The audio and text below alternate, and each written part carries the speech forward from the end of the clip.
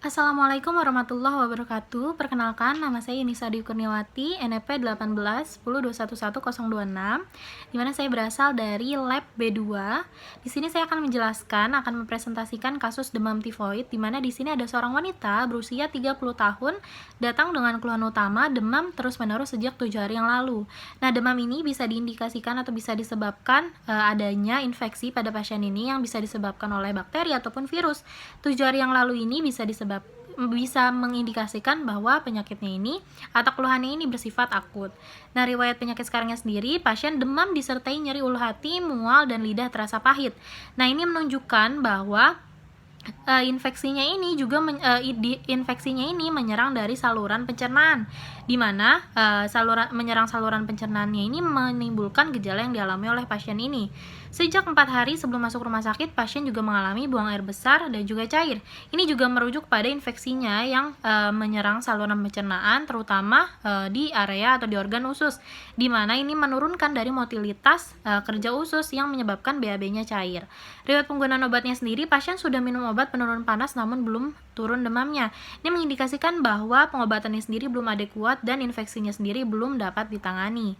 Dari hasil anamnesis, saya mengambil hipotesis yaitu ada demam tifoid, leptospirosis, dan juga dengue fever, di mana dari ketiga penyakit ini sama-sama mengalami demam, ada gejala demam, kemudian ada gejala mual muntah, dan juga diantaranya ada juga yang mengalami diare, yaitu leptospirosis dan juga demam tifoid. Di mana untuk menentukan diagnosis, saya akan melakukan pemeriksaan fisik dan juga pemeriksaan penunjang.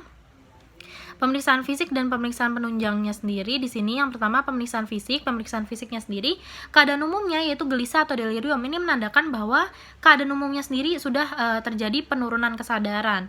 Nah, dari tanda vitalnya sendiri juga didapati tekanan darahnya menurun 80/60 mm Hg. Ini juga merujuk kepada adanya penurunan dari kesadaran. Ini merujuk atau mengindikasikan adanya shock sepsis, di mana shock yang disebabkan karena adanya infeksi. Nah, ini juga didukung dari nadi yang meningkat yaitu 136 kali per menit di atas dari batas normal. Ini juga merujuk atau mengindikasikan adanya shock sepsis terjadi pada pasien ini. Respiratory rate-nya juga sama, terjadi peningkatan 29 kali per menit, di mana suhunya sendiri mengalami peningkatan juga 39,5 derajat Celcius. Ini menunjukkan bahwa memang benar pada pasien ini demamnya belum dapat ditangani atau masih ada setelah minum obat. Ini juga mengindikasikan adanya shock sepsis, di mana infeksinya sendiri sudah sampai pada tahap lanjut.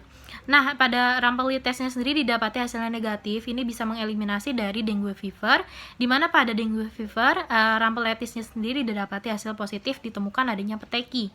Pada pemeriksaan kepala didapati lidah tampak kotor dan tremor positif, di mana lidah yang tampak kotor ini disebabkan karena adanya weakened dari immune system atau kelemahan dari imun sistem, di mana ini ditemukan pada demam tifoid.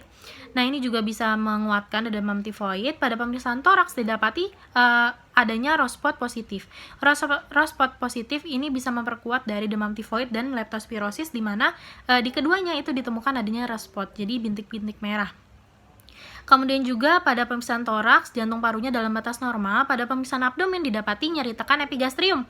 Nyeri tekan epigastrium sendiri di sini bisa mengindikasikan adanya demam tifoid, di mana demam tifoid sendiri menyerang terutama organ-organ res, yaitu hepar dan juga lien yang berada di area epigastrium, di mana ini ciri yang khas juga dari demam tifoid. Pada ekstremitas didapati akralnya dingin, menandakan bahwa perfusinya sudah tidak baik, di mana ini mengindikasikan juga adanya shock sepsis.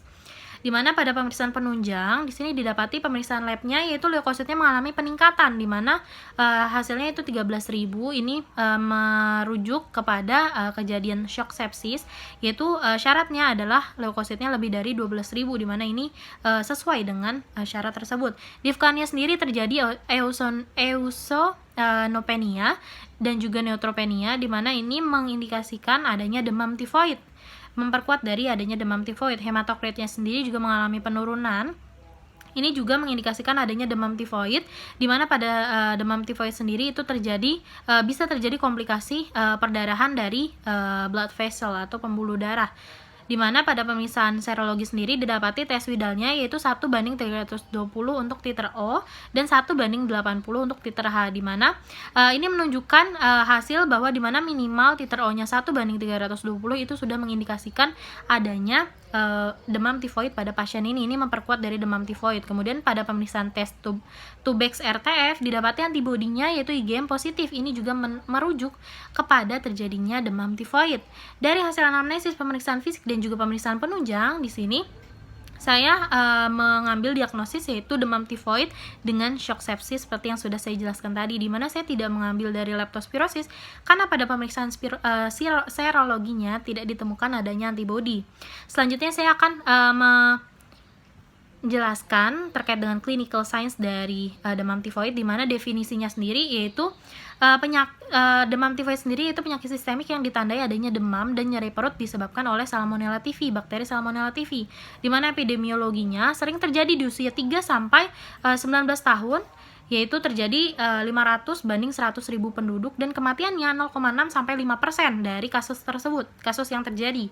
Di mana demam tifoid sendiri itu berasal dari foodborne dan juga waterborne disease, di mana etiologinya sendiri itu disebabkan oleh bakteri Salmonella typhi, bentuknya batang, susunannya tunggal, warna merah, sifatnya gram negatif, metodenya pewarnaan gram, di mana gejalanya sendiri yaitu demam kontinu, kuat tetang, nyeri epigastrium, mual muntah diare, rospot positif, dan penurunan kesadaran, di mana gejala ini sesuai dengan kasus kita pada kali ini. Selanjutnya yaitu diagnosisnya sendiri, yaitu ada anamnesis dan juga pemeriksaan fisik, di mana anamnesis dan pemeriksaan fisik didapati gejala yang sudah saya jelaskan tadi sesuai dengan demam tifoid. Pemeriksaan penunjang yaitu dilakukan lab darah, uji serologi, uji serologi Widal, pemeriksaan bakteriologis, dan PCR uji Tubex. Faktor resikonya sendiri yaitu makanan yang dibeli di pedagang kaki lima yang higienitasnya belum terjamin, buah dan sayur yang mentah, dan kurangnya akses cuci tangan dan toilet. Kemudian untuk komplikasinya sendiri terjadi perdarahan dan perforasi intestinal seperti yang sudah saya jelaskan tadi, peritonitis, tifoid, toksik, dan shock septic sesuai dengan kasus kita pada kali ini. Prognosisnya sendiri itu tergantung pada ketepatan terapi, usia, keadaan kesehatan sebelumnya, dan ada atau tidaknya komplikasi. Selanjutnya saya akan menjelaskan tentang patofisiologi dari Salmonella typhi, di mana Salmonella typhi ini teringesti oleh makanan. Kemudian dia akan masuk ke lambung dan dihancurkan oleh asam lambung, di mana sebagian akan mati dan sebagian akan bertahan. Yang bertahan dia akan lanjut ke usus, di mana sampai di usus di ileum terminalis dia akan melakukan endositosis untuk melewati dari mukosa usus tersebut. Setelah dia melakukan endositosis, dia akan menyebar mengikuti aliran dari kelenjar limfe mesentrika. Setelah dia melewati kelenjar limfe mesentrika, kemudian dia sampai nih di jaringan res atau reticular endothelial system, yaitu organ hati dan juga organ limpa, di mana dia nantinya akan difagosit oleh makrofag dan monosit di organ-organ tersebut. Nah, ketika dia difagosit, dia tidak mati, tetapi dia malah akan bermultiplikasi di dalam sel tersebut. Itu dinamakan multiplikasi intraseluler. Fase tersebut dinamakan bakteremia 1 atau bakteremia primer, di mana ini juga bisa disebut periode inkubasi, yaitu berjalan 7-14 hari, di mana setelah periode inkubasinya selesai, setelah dia sudah selesai bermultiplikasi, bakteri tersebut akan merangsang terjadinya proses apoptosis pada makrofag. Setelah makrofagnya apoptosis, bakteri yang multiplikasi tadi keluar, dia akan masuk kembali ke reticular endothelial system dan dia akan masuk ke aliran darah, di mana kejadian ini disebut juga bakteremia sekunder atau bakteremia 2, di mana bakteri tersebut yang tadi sudah sampai di aliran darah, dia akan membentuk emboli di area dermis dan akan menunjukkan pada kita semua pada demam tifoid ditemukan adanya rospot yang positif atau bintik-bintik merah, bercak merah. Nah, setelah terjadi bakteremia 2, bakteremia sekunder masuk ke aliran darah, dia akan masuk ke res juga, reticular endothelial system, dan dia akan kembali menyerang juga organ-organ res, yaitu ada juga bone marrow, di mana pada bone marrow si Salmonella typhi ini akan mengganggu dari hematopoietic cell production, di mana dia akan menurunkan atau decrease efek pembentukannya, di mana akan terjadi neutropenia pada kasus kita ini, di mana karena terjadi neutropenia, kekurangan dari neutrofilnya, dia akan terjadi weakened immune system yang nantinya akan menunjukkan pada kita semua terjadinya kuat tetang atau lidah yang kotor atau lidah yang berwarna putih. Nah, selanjutnya setelah ke bone marrow, dia juga akan menyerang dari hepar, di mana dia akan meregang si area kapsula fibrosanya ini. Dia akan kapsula fibrosanya akan meregang. Ketika meregang, dia akan mensensitisasi dari saraf nyeri di sekitar, di mana akan setelah tersensitisasi akan menimbulkan nyeri di area epigastrium. Di mana ini sesuai pada kasus kita kali ini. Nah, selanjutnya setelah menginfeksi atau mendatangi organ-organ yang tadi, dia juga akan menginvasi ke kantung empedu. Setelah dari kantung empedu, dia akan masuk ke usus, di mana dari usus ada dua jalan. Dia akan mereinfeksi usus atau dia akan keluar bersama tinja. Dimana ketika dia mereinfeksi usus, dikarenakan sebelumnya sudah pernah mereinfeksi usus, makrofagnya itu telah teraktivasi, makrofagnya telah mengenali, akhirnya dia teraktivasi, dimana selnya nanti dimana bakterinya sendiri akan mengeluarkan endotoksin, yaitu lipopolisakarida atau LPS, dimana dia akan memicu dari peningkatan CGMP. CGMP nanti peningkatan CGMP akan mengaktifasi dari NOS, dimana NOS sendiri akan berefek aktivasi NOS akan berefek kepada peningkatan permeabilitas pembuluh darah, dan nantinya akan merangsang sekresi Cialmin dan juga merangsang sekresi dari H2O, dimana nantinya akan terjadi diare atau BAB yang cair. Nah, makrofag yang teraktivasi ini akan mengeluarkan sitokin-sitokin proinflamasi, di mana sitokin proinflamasi sendiri yang dikeluarkan yaitu yang pertama ada interleukin 1, di mana dia akan mensimulasi pengeluaran PGE2 yang nantinya akan menyebabkan peningkatan dari set point di hipotalamus, di mana peningkatan dari set point hipotalamus ini adalah tujuannya untuk meregulasi tubuh untuk menghilangkan atau membunuh dari bakteri gitu, dengan cara meningkatkan suhu, di mana peningkatan suhu tadi atau peningkatan set point tadi akan menimbulkan demam pada yang terjadi pada kasus kita kali ini. Selain interleukin 1, sitokin yang dikeluarkan yaitu ada TNF alpha, di mana dia akan merangsang pusat mual, yaitu merangsang CTZ, yang nantinya akan menimbulkan reaksi mual pada yang sesuai pada kasus kita kali ini. Selain itu juga sitokin inflamasi yang dikeluarkan itu juga akan menurunkan dari threshold nyeri atau batas ambang nyeri, di mana akan menimbulkan nyeri di area kepala dan juga menimbulkan tremor. Nah, selain itu juga akan mengaktifasi dari T helper 0 menjadi T helper 2, juga nanti setelah itu akan mengubah sel plasma menjadi sel B yang nantinya akan terbentuk dari antibodi, di mana pada pemeriksaan serologi tes itu ditemukan IgG dan IgM-nya positif dari si demam tifoid ini atau Salmonella typhi. Nah, selanjutnya setelah bakterinya masuk ke aliran darah atau terjadi bakteremia sekunder, tubuh akan mengeluarkan regulasi, yaitu terjadi rekrutmen dari white blood cell atau leukosit, di mana nantinya akan terjadi peningkatan dari leukosit yang sesuai pada kasus kita ini.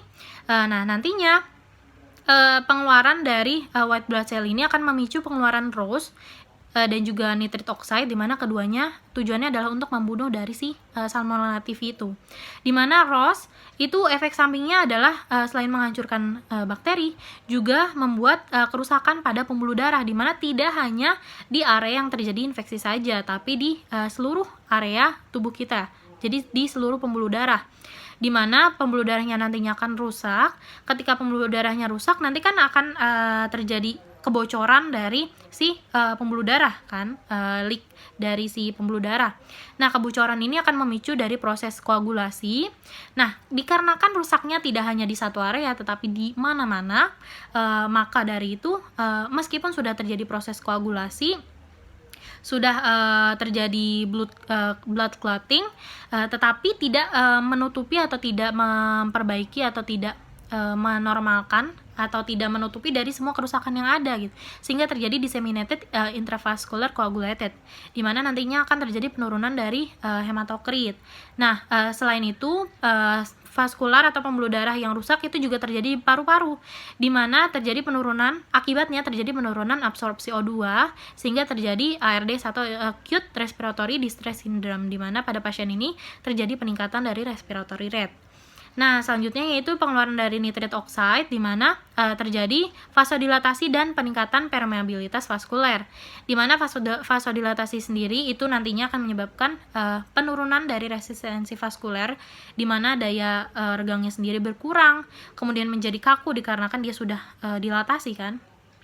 Nah, ketika dia sudah resistensi vaskularnya menurun, cardiac output-nya juga akan menurun seperti itu. Dimana ditambah permeabilitas vaskularnya itu permeabilitas vaskularnya di sini menurun. Nah, kedua hal tersebut menyebabkan terjadinya penurunan blood pressure atau tekanan darah yang nanti akan dikompensasi di mana terjadi peningkatan dari nadi.